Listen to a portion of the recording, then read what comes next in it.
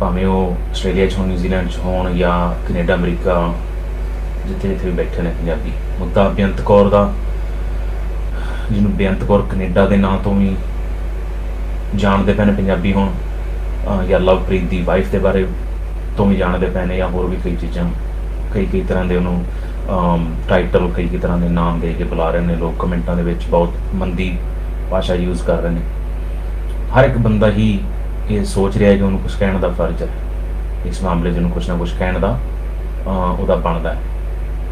ਜਿਹੜੀ ਚੀਜ਼ ਨੂੰ ਭੁੱਲ ਰਹੇ ਨੇ ਲੋਕ ਉਹ ਇਹ ਕਿ ਇਹਦੇ ਥੱਲੇ, ਇਸ ਕੇਸ ਦੇ ਥੱਲੇ ਇਹਨੇ ਲੋਕ ਕਿਉਂ ਇਸ ਬਾਰੇ ਕਮੈਂਟ ਕਰਨਾ ਚਾਹੁੰਦੇ ਨੇ ਜਾਂ ਇਸ ਬਾਰੇ ਕਿਉਂ ਆਪਣੇ ਵਿਚਾਰ ਦੇਣਾ ਚਾਹੁੰਦੇ ਨੇ, ਕਿਉਂਕਿ ਇਹ ਅੰਡਰਲਾਈਨ ਇਸ਼ੂ ਪੰਜਾਬ ਦੇ ਵਿੱਚ ਪਿਛਲੇ ਕੋਈ 10-15 ਸਾਲਾਂ ਤੋਂ ਬਹੁਤ ਹੀ ਹਾਈ ਲੈਵਲ 'ਤੇ ਚੱਲ ਰਿਹਾ ਪ੍ਰੋਸੈਸ ਬੇਰੁਜ਼ਗਾਰੀ ਦੇ ਨਾਲ ਜੁੜਿਆ ਹੋਇਆ, ਅਤੇ ਜਿਹੜੀਆਂ ਓਪਰਚੁਨਿਟੀਜ਼ ਨੇ ਪੰਜਾਬ ਦੇ ਵਿੱਚ, ਜੋ ਉੱਥੋਂ ਦੀ ਜ਼ਮੀਨ, ਉੱਥੋਂ ਦੀ ਫਸਲ, ਉੱਥੋਂ ਦੇ ਕਿਸਾਨ, ਅਤੇ ਅਨਇੰਪਲੋਇਮੈਂਟ ਅਤੇ ਨੌਕਰੀਆਂ ਤੋਂ ਮਾਰੀ ਹੋਈ, ਸਤਾਈ ਹੋਈ ਜਨਤਾ ਜਦੋਂ ਆਪਣਾ ਫਾਈਨੈਂਸ਼ੀਅਲ ਫਿਊਚਰ ਡਿਜ਼ਾਈਨ ਕਰਨ ਵਾਸਤੇ ਜੋ ਵੀ ਉਹਦੇ ਕੋਲ ਸੋਰਸਿਸ ਹੈਗੇ ਨੇ ਉਹਨਾਂ ਨੂੰ ਐਕਸਪਲੋਰ ਕਰਦੀ ਹੈ, ਤਾਂ ਉਹਦੇ ਵਿੱਚ ਇੱਕ ਜਿਹੜੀ ਆਪਸ਼ਨ ਹੈ ਉਹ ਹਮੇਸ਼ਾ ਤੋਂ ਹੀ ਲੂਕਰੇਟਿਵ, ਈਜ਼ੀ, ਘੱਟ ਐਫਰਟਸ ਨਾਲ ਜਿਹਨੂੰ ਐਕਸਪਲੋਰ ਕੀਤਾ ਜਾ ਸਕਦਾ, ਜਿਹਨੂੰ ਐਕਸਪਲੋਰ ਕੀਤਾ ਜਾ ਸਕਦਾ, ਜਿਸ ਆਪਸ਼ਨ ਨੂੰ ਤੇ ਉੱਤੇ ਇਨਵੈਸਟਮੈਂਟ ਕੀਤੀ ਜਾ ਸਕਦੀ ਹੈ, ਉਹ ਹੈਗੀ ਹੈ ਕਿ ਮੈਰਿਜ ਦੇ ਬੇਸ 'ਤੇ ਜਾਂ ਸਪਾਂਸਰਸ਼ਿਪ ਦੇ ਬੇਸ 'ਤੇ ਜਾਂ ਸਪਾਊਸ ਦੇ ਬੇਸ 'ਤੇ ਵਿਦੇਸ਼ਾਂ ਵਿੱਚ ਜਾਣਾ। ਬਲਵੰਤ ਸਿੰਘ ਰਾਮੂਵਾਲੀਆ ਜੀ ਨੇ ਕੁਛ ਚਿਰ ਪਹਿਲਾਂ ਇੱਕ ਅਭਿਆਨ ਚਲਾਇਆ ਸੀ, ਜਿਹੜੀਆਂ ਔਰਤਾਂ ਨੂੰ ਉਹਨਾਂ ਦੇ ਹਸਬੈਂਡ ਛੱਡ ਗਏ ਸੀ। ਇਹ ਵੀ ਲਿਸਟ ਬਣੀ ਸੀ, ਬਹੁਤ ਵੱਡੀ ਚੌੜੀ, ਲੰਬੀ ਚੌੜੀ ਇੱਕ ਲਿਸਟ ਬਣੀ ਸੀ ਜਿੱਥੇ ਲਾੜੇ ਭੱਜ ਗਏ ਸੀ। ਔਰ ਮੇਰੇ ਹਿਸਾਬ ਨਾਲ ਜ਼ਿਆਦਾ ਨਹੀਂ, ਤੇ if I'm not wrong, that list was about 50,000 to 70,000 women, give and take. Official record ਦੇ ਵਿੱਚ ਸ਼ਾਇਦ 10-12-20,000 ਸੀ, ਸ਼ਾਇਦ ਉਹ ਕਹਿੰਦੇ ਸੀ ਕਿ ਲਿਸਟ ਜਿਹੜੀ ਹੈਗੀ 50,000 ਤੱਕ ਦੀ ਲੇਡੀਜ਼ ਹੈਗੀਆਂ ਜਿਹੜੀਆਂ ਕਿ ਉਹਨਾਂ ਦੇ ਲਾੜੇ ਨਹੀਂ ਮੁੜੇ ਵਾਪਸ। ਇਹ ਹੋਇਆ ਪਿਛਲੇ ਸਮਝ ਲਓ ਕਿ 95 ਤੋਂ ਲੈ ਕੇ ਤੇ 2005-7 ਤੱਕ ਜ਼ਿਆਦਾ, ਜਾਂ ਸਮਝ ਲਓ ਕਿ 90 ਤੋਂ ਲੈ ਕੇ ਤੇ 2005 ਤੱਕ। ਉਸ ਤੋਂ ਬਾਅਦ ਹੁਣ 2005 ਤੋਂ ਬਾਅਦ ਅਗਲੀ ਜਿਹੜੀ ਜਨਰੇਸ਼ਨ ਹੈ ਉਹਦੇ ਵਿੱਚ ਹੁਣ ਲੋਕ ਇਸ ਤਰ੍ਹਾਂ ਦੇ ਰੈਟਰਿਕ, ਇਸ ਤਰ੍ਹਾਂ ਦਾ ਨੈਰੇਟਿਵ ਜਿਹੜਾ ਬਣਾ ਕੇ ਪੇਸ਼ ਕਰ ਰਹੇ ਕਿ ਲਾੜੀਆਂ ਭੱਜ ਗਈਆਂ। ਕਮਾਲ ਹੋ ਗਈ ਪੰਜਾਬੀਆਂ ਦੀ। ਜਿਹੜੀ ਰੋੜੇ ਮਾਰਨ ਵਾਲੀ ਪਰੰਪਰਾ ਹੈ, ਲਿੰਚਿੰਗ ਦੀ ਜਿਹੜੀ ਪਰੰਪਰਾ, ਉਹਦੇ ਬਾਰੇ ਚਿੰਤਾ ਦਾ ਵਿਸ਼ੇ ਹੈ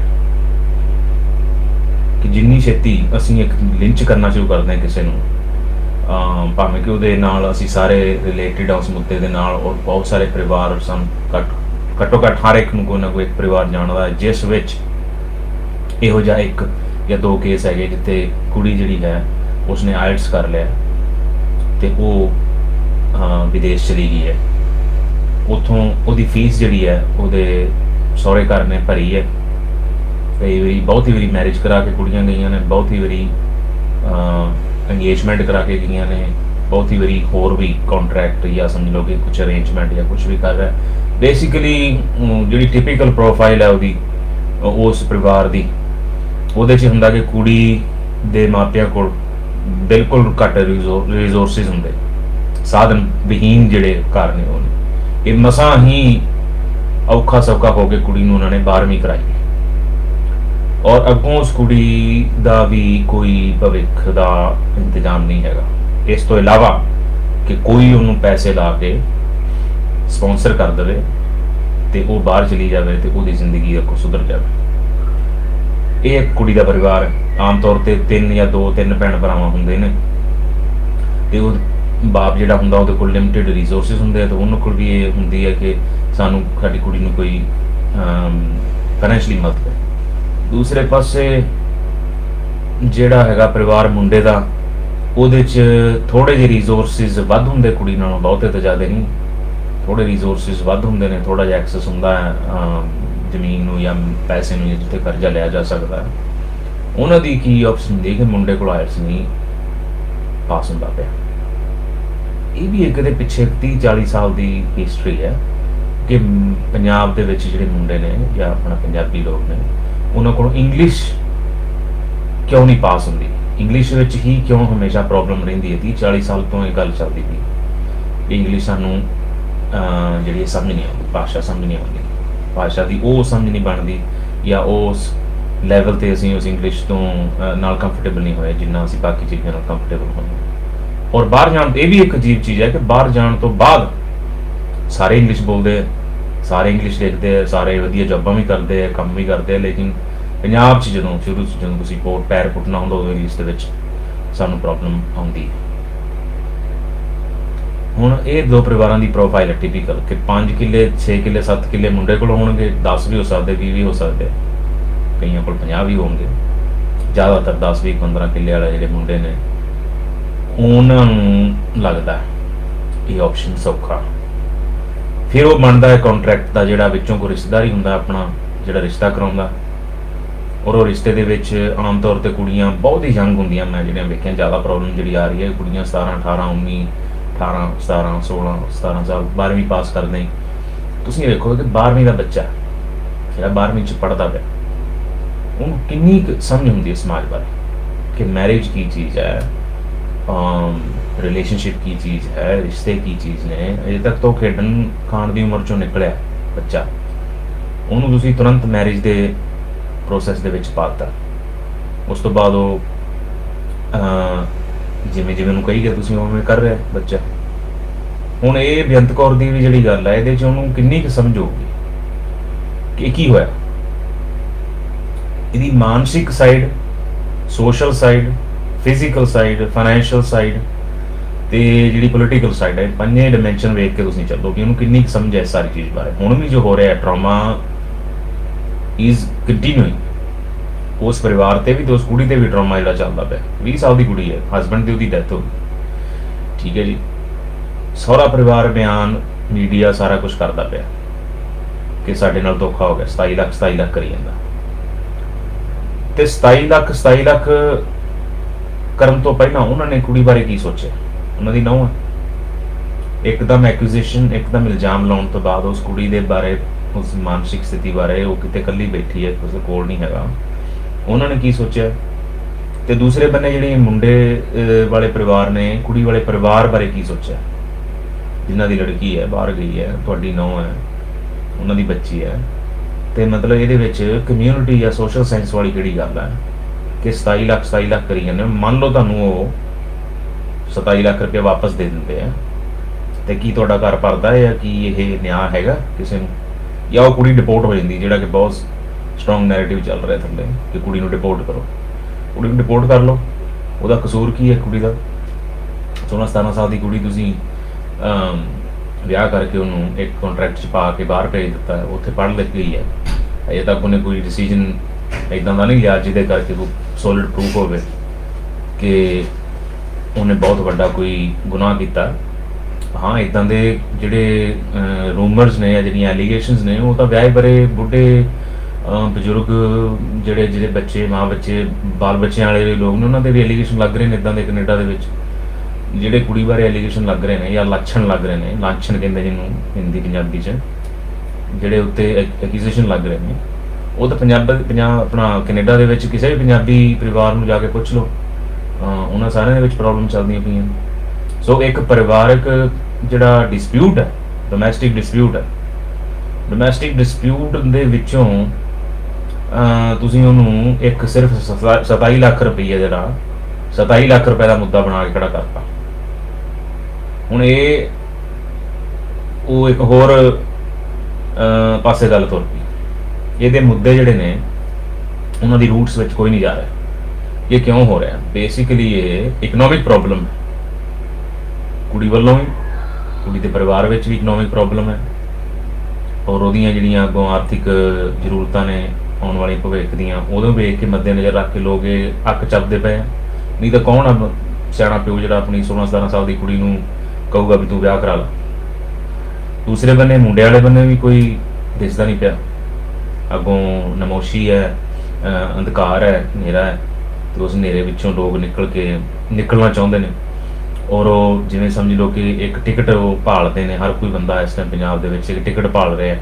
ਉੱਥੋਂ ਦੇ ਪਾਣੀਆਂ ਦਾ ਜੋ ਹਿਸਾਬ ਹੋਇਆ ਪਿਆ, ਉੱਥੋਂ ਦਾ ਬਿਜਲੀ ਦਾ ਜੋ ਹਿਸਾਬ ਹੋਇਆ ਪਿਆ, ਉੱਥੋਂ ਦਾ ਜੋ ਜ਼ਮੀਨ ਦਾ, ਖੇਤੀ ਦਾ, ਫਸਲ ਦਾ, ਪੜ੍ਹਾਈ ਦਾ, ਸੜਕਾਂ ਦਾ, ਰੁਜ਼ਗਾਰ ਦਾ, ਪੋਲੀਟੀਕਲ ਬਿਊਰੋਕਰੇਸੀ, ਜਿਹੜੀ ਹੈਗੀ ਕਰਪਸ਼ਨ ਦਾ, ਪਟਵਾਰੀ ਤੋਂ ਲੈ ਕੇ ਥੱਲੋਂ ਤੱਕ, ਕਾਨੂੰਨਗੋ ਨੰਬਰਦਾਰ ਤੋਂ ਲੈ ਕੇ ਪ੍ਰਾਈਮ ਮਿਨਿਸਟਰ ਤੱਕ ਜੋ ਹਾਲ ਹੈ ਪਿਆ, almost some intellectual saying is a failed state.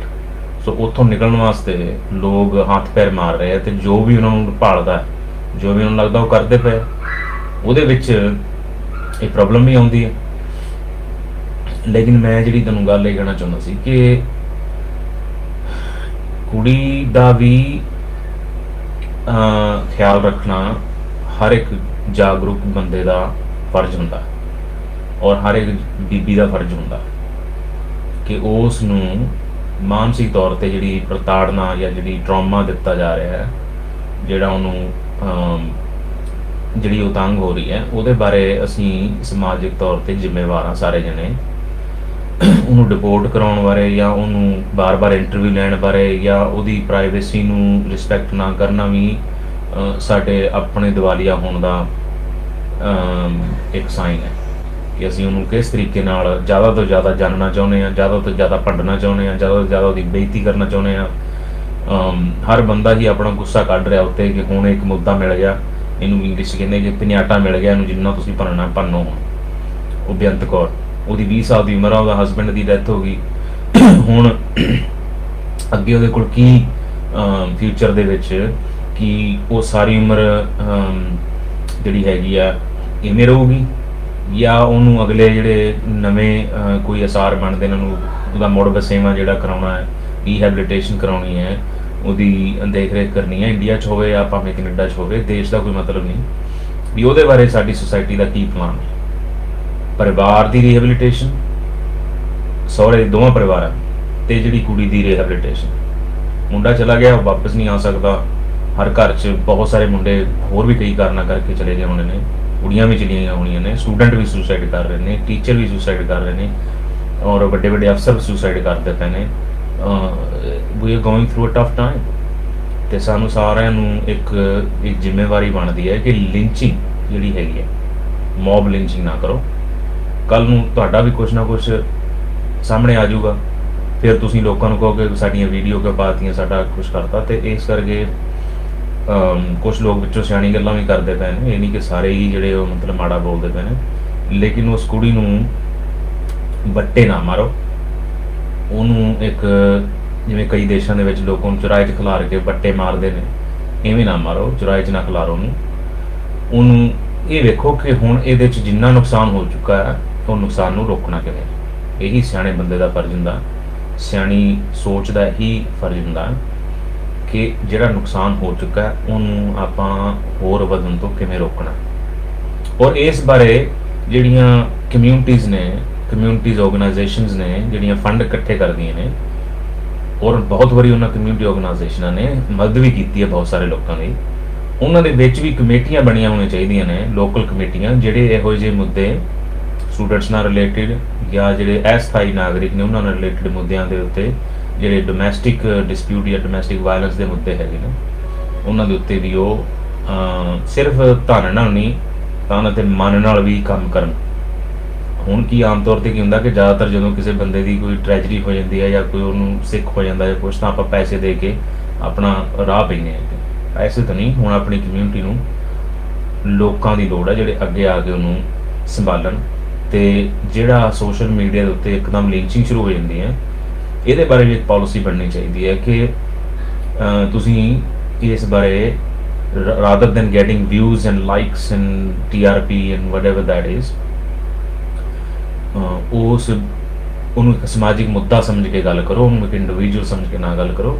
ਜੇ ਤੁਸੀਂ ਬੰਦੇ ਨੂੰ ਅਟੈਕ ਕਰਦੇ ਪਏ ਜੇ ਨਾ, ਜਾਂ ਔਰਤ ਨੂੰ ਅਟੈਕ ਕਰਦੇ ਪਏ ਜੇ, ਤੁਸੀਂ ਬੇਸਿਕਲੀ ਪ੍ਰੋਬਲਮ ਨੂੰ ਪਾਸੇ ਕਰਦੇ ਪਏ ਜੇ। ਪ੍ਰੋਬਲਮ ਉੱਥੇ ਦੀ ਉੱਥੇ ਖੜੀ ਹੈ ਫਿਰ।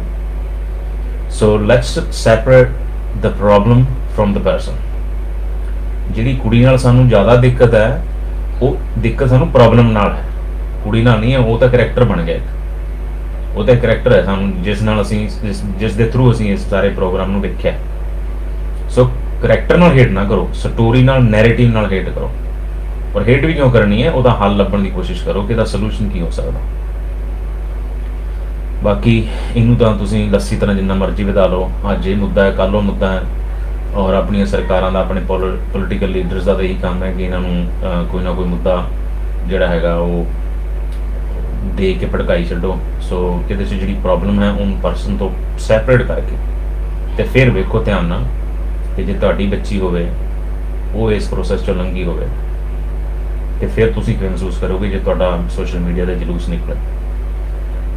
ਅਤੇ ਇੰਨੀਆਂ ਗੱਲਾਂ ਦੇ ਕਹਿੰਦੇ ਹੋਏ ਮੈਂ ਮਾਫੀ ਚਾਹੁੰਦਾ ਜੇ ਕੋਈ ਵੱਧ ਘੱਟ ਬੋਲਿਆ ਗਿਆ।